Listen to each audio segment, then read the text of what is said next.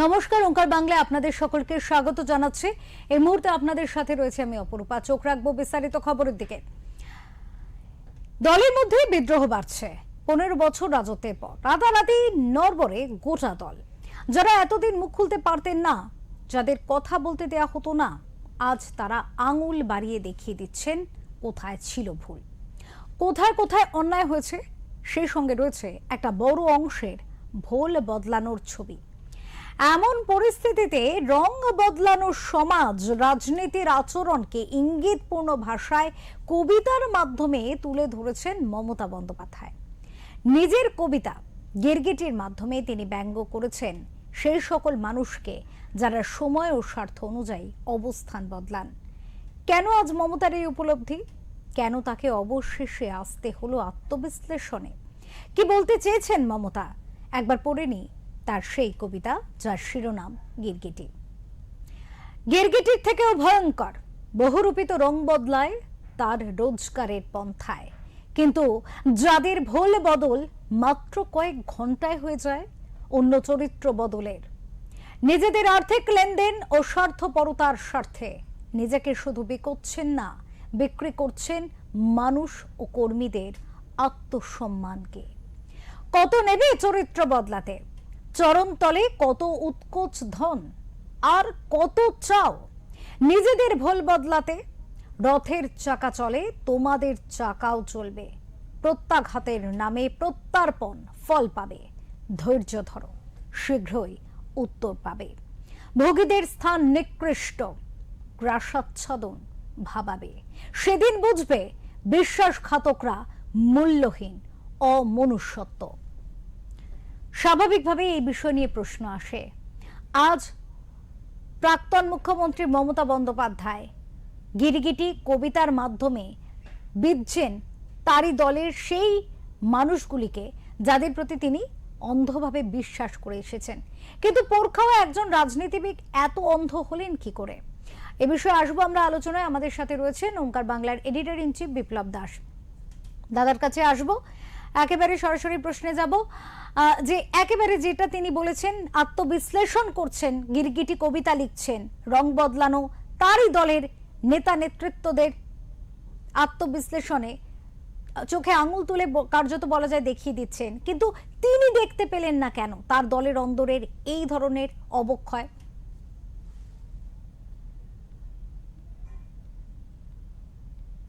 হ্যাঁ, অপরূপা, যেটা আজকে মমতা বন্দ্যোপাধ্যায় দেখছি যে বিদ্রোহের আবহে এই গিরগিটি একটি তিনি কবিতা লিখেছেন।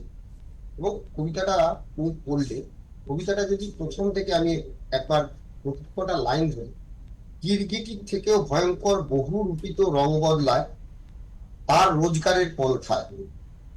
এই যে কথাটা বলছেন, প্রথম কথা হচ্ছে মমতা বন্দ্যোপাধ্যায় এই যে তিনটে লাইন, যে গিরগিটির থেকেও ভয়ঙ্কর বহুরূপিত রং বদলায়, এটা কি তিনি আত্মপরিবুদ্ধি করতে গিয়ে নিজেকেই এই কথাটা, নিজেরই কথাটাই, মানে নিজের এতদিন ধরে যা করে এসেছেন, 1998 সালে তৃণমূল কংগ্রেস যে গঠন হয়েছিল তারপর থেকে তিনি যে যে দলগুলোর হাত ধরেছেন এবং ছেড়েছেন, এবং সময় সাপেক্ষে তিনি বুঝেছেন যে একে এখন ধরা প্রয়োজন ধরবো, একে এখন ফেলা প্রয়োজন ফেলবো। তো আমার মনে হয় যে এই যে আত্মোপলব্ধি করেছেন না, হয়তো সেই আত্মোপলব্ধি থেকেই তিনি এইটা লিখেছেন যে গিরগিটির থেকেও ভয়ঙ্কর বহুরূপিত রং বদলায় তার রোজগারের পন্থায়। আমি রোজগারের কথাটা ছেড়ে দিলাম। 1998 যখন এই তৃণমূল কংগ্রেস গঠন হলো, পাশে কে ছিল? এনডিএ, অটল বিহারী বাজপেয়ীর নেতৃত্বে এনডিএ সরকার মমতা বন্দ্যোপাধ্যায়ের পাশে ছিল। এবং তারপরে মমতা বন্দ্যোপাধ্যায় এনডিএর সঙ্গে যোগ করে তিনি কি করলেন না, লোকসভায় আসন পেলেন এবং তার দলের বৃদ্ধি হলো। তার বাড়িতে অটল বিহারী বাজপেয়ী এসেছেন, তার মাকে প্রণাম করেছে। কিন্তু তিনি দুবার এই এনডিএ কে ছেড়েছেন, কংগ্রেসের সঙ্গে গেছেন, আবার এনডিএ এর কাছে গেছেন, আবার কংগ্রেসের সঙ্গে এসেছেন। 2011 সালে তিনি এই ইউপিএ সরকারের হাত ধরে, অর্থাৎ সোনিয়া গান্ধী যদি তাকে সোনিয়া গান্ধী যদি তাকে সুযোগ না দিতেন, তাহলে কিন্তু তৃণমূল কংগ্রেসের ক্ষমতায় আসা সম্ভব ছিল না এই পশ্চিমবঙ্গ। তিনি তখন কিন্তু কংগ্রেসের হাত ধরেছিলেন। ইউপিএ 2 গভর্নমেন্ট ছিল সেই সময়। তারও আগে যদি বলি মমতার উত্থান, তার মূলে কে? রাজীব গান্ধী। রাজীব গান্ধী তাকে স্নেহের চোখে দেখতেন, কিন্তু সেই কংগ্রেসকে ছেড়ে তিনি তৃণমূল কংগ্রেস গঠন করেছেন। তারপরে তিনি পরে দল বদলেছেন।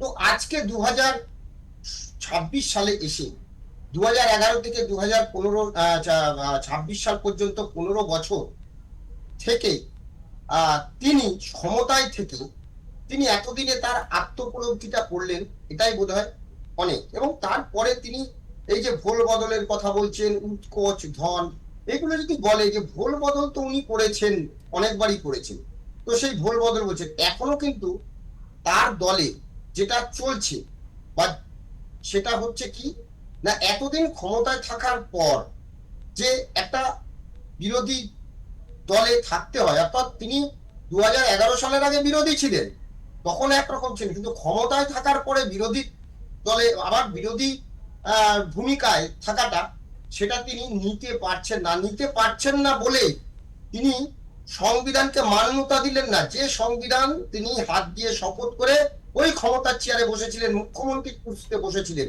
সেই কুর্সিতে বসে তিনি মানুষের রায়কে অস্বীকার করলেন, বললেন আমাকে হারিয়ে দেওয়া হয়েছে বা আমি হারিনি, জোর করে হারানো হয়েছে, এইসব কথাবার্তা বলেছেন। তিনি পদত্যাগ করলেন না, কিন্তু পদত্যাগ না করলেও কিছু যায় আসে না, আমরা তখন বলেছিলাম। কিন্তু আজকে তার দলের যারা বিদ্রোহ করছেন তারা তো এই কথাগুলোই বলতে চেয়েছিলেন, কিন্তু তিনি কি শুনেছেন? প্রশ্নটা হচ্ছে এখানেই।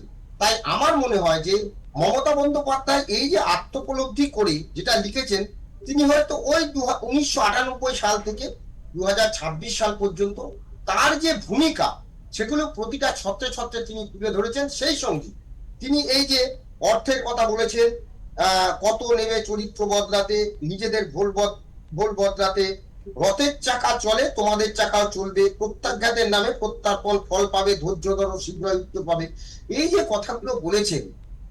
আচ্ছা, মমতা বন্দ্যোপাধ্যায় তো জননেত্রী ছিলেন, বহু সংগ্রামের মধ্য দিয়ে তিনি উঠে এসেছেন, তিনি এই রাজ্যের ক্ষমতায় এসেছিলেন, কিন্তু সেই মমতা বন্দ্যোপাধ্যায় কি রাজ্যের মানুষের পালসটা বুঝতে পারলেন না? যে গত 15 বছরে, বিশেষ করে আমি যদি 2016 পর থেকে 2026 দেখি, গত 10 বছরে এ রাজ্যে যে নৈরাজ্য তৈরি হয়েছে, আইন শৃঙ্খলা, নারী সুরক্ষা থেকে শুরু করে চাকরি নেই, তোলাবাজি, দুর্নীতি, একের পর এক দুর্নীতি, কোনো চাকরি নেই, শিল্প নেই, উনি কিছুই জানতেন না। উনি কি কিছুই জানতেন? উনি মানুষের মনটা বুঝতে পারেননি? আরজিকর কাণ্ড, পরের পর মহিলাদের উপরে যে নারী নির্যাতনের ঘটনা চলেছে, সেটাকে কখনো তিনি কটাক্ষ করেছেন যে ছোট ঘটনা, কখনো তিনি কটাক্ষ করেছেন কখনো টাকা দিয়ে মিটিয়ে নিতে চেয়েছেন। তো এইগুলো উনি এত দিন বাদে তার আত্মোপলব্ধি হয়েছে, হয়তো তিনি সেই আত্মোপলব্ধি করেই তিনি এই কবিতাটা লিখেছেন। দাদা, এক্ষেত্রে আরো একটি প্রশ্ন উঠছে সংগঠন নিয়ে, যেখানে সংগঠনের মধ্যে এই ধরনের একটি একেবারে ভগ্নদশা, কঙ্কালসার রূপটা কিন্তু বেরিয়ে আসছে সামনে। সেক্ষেত্রে তারই দলের নেতা নেতৃত্বরা এখন আঙুল তুলছে সাংগঠনিক যে ক্ষয়ক্ষতি হয়ে গিয়েছে, এবং সব থেকে বড় কথা, নাম করে একেবারে তারা বলছেন যে অভিষেক বন্দ্যোপাধ্যায় তার জন্য দায়ী। তাহলে সেক্ষেত্রে আজকে মমতা বন্দ্যোপাধ্যায়ের হাতে তৈরি করা যে সংগঠন ছিল, একেবারে প্রথম দিন থেকে তার সাথে যারা সৈনিক হিসেবে, তার দলের সৈনিক হিসেবে কাজ করেছে, আমরা দেখেছি নির্বাচনের প্রাক্কালেও কিন্তু সাংগঠনিক একেবারে বিপুল রদবদল হয়, এবং সেক্ষেত্রে একদম মমতা বন্দ্যোপাধ্যায়কে কার্যত চুপ থাকতে দেখা যায়। তিনি একটি কথাও বলেননি। অভিষেক বন্দ্যোপাধ্যায় যদি সংগঠনের কোনো পরিবর্তন ঘটিয়ে থাকে, তিনি কথা বলেননি। তাহলে আজ তিনি সেই সংগঠনের সাথে থাকা যে মানুষগুলোকে সংগঠন থেকে সরিয়ে দেওয়া হলো, তাদের নিয়ে গিরগিটির রূপ বদলের কথা বলছেন। এটা কি কার্যত ন্যায়ের দিকে তিনি বলছেন? একজন পোরখা রাজনীতিবিদ হিসেবে বলছি, তিনি কি সঠিক কাজ করছেন? প্রথমেই বলি যে 2014 সালে অভিষেক বন্দ্যোপাধ্যায়কে সাংসদ করে তিনি বড় ভুল করেছেন। তখনই কিন্তু তার দলে যারা আজকে দল থেকে বেরিয়ে গেছে, শুভেন্দু অধিকারী হোক, মুকুল রায় হোক, প্রয়াত হয়েছেন মুকুল রায়, মানে তার দলের যারা মূল ভিত্তি ছিল সেই লোকগুলোকে ক্ষমতায় আসার পরে অবজ্ঞা করা হয়েছে 4 বছরের মধ্যে। প্রথমে কি করা হলো, তৃণমূল যুবা একটা 21শে জুলাই তৈরি করে দেওয়া হলো, কারণ তখন শুভেন্দু অধিকারী যুব তৃণমূলের সভাপতি ছিলেন। তৃণমূল যুবা নাম দিয়ে একটা সংগঠন করা হলো, যার মাথায় বসানো হলো অভিষেক বন্দ্যোপাধ্যায়।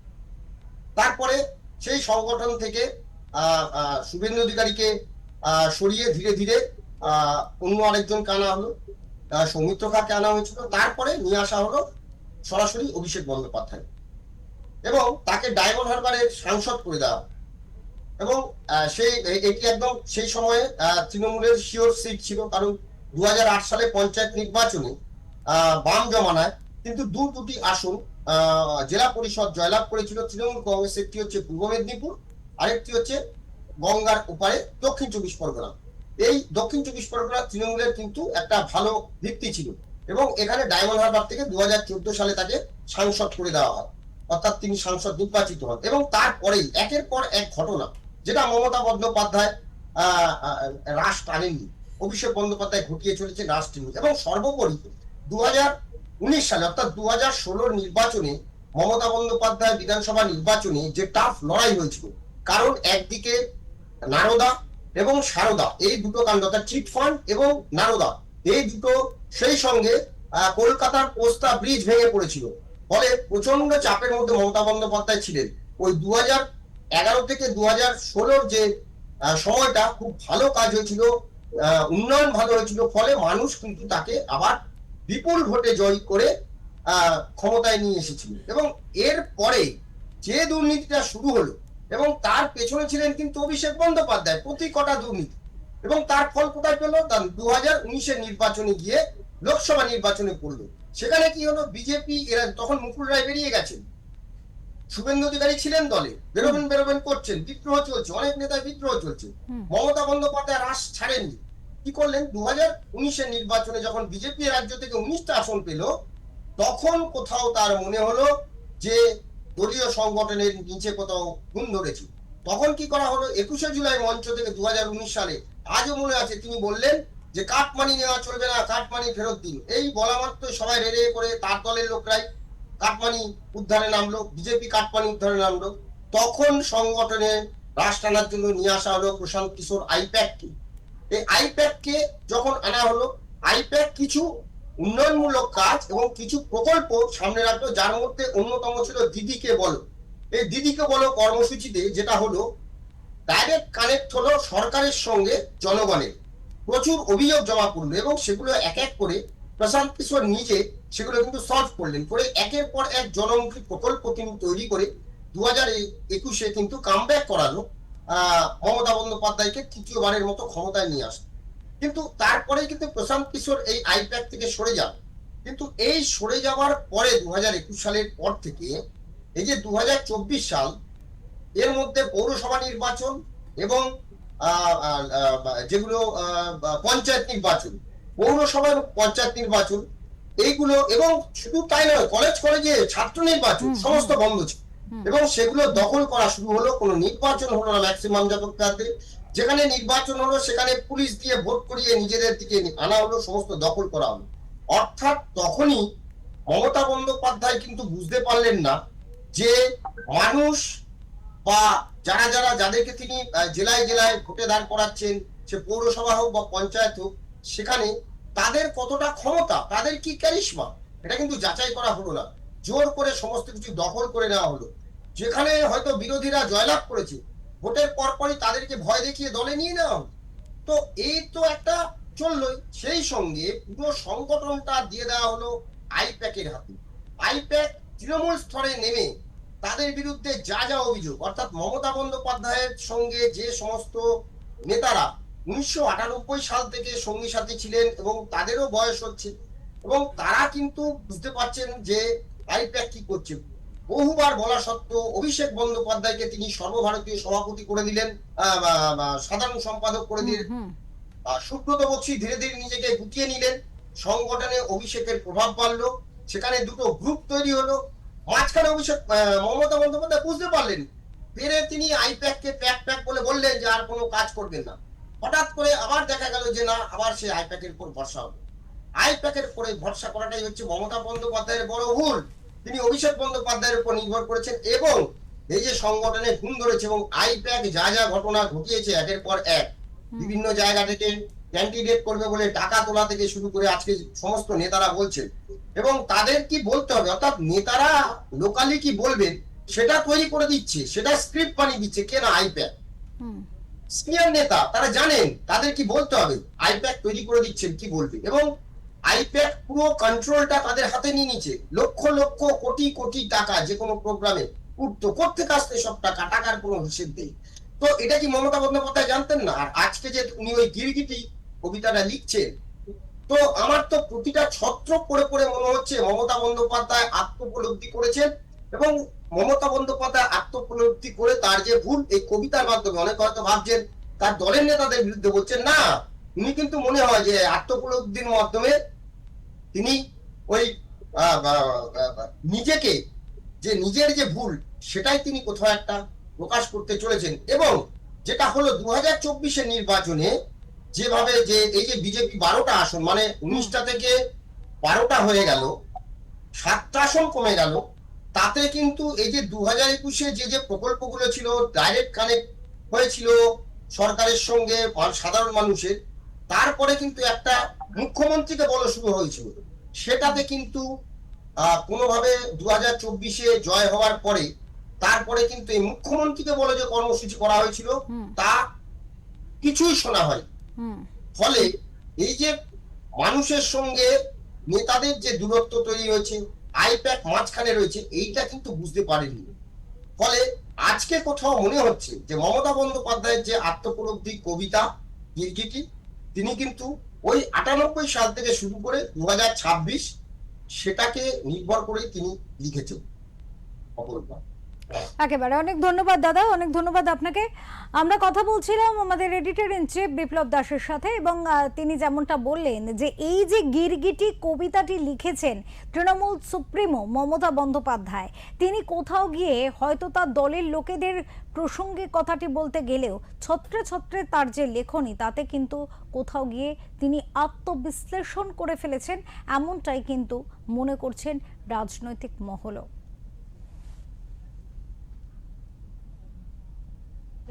কিন্তু আমরা নিজেরা চোখে দেখিনি।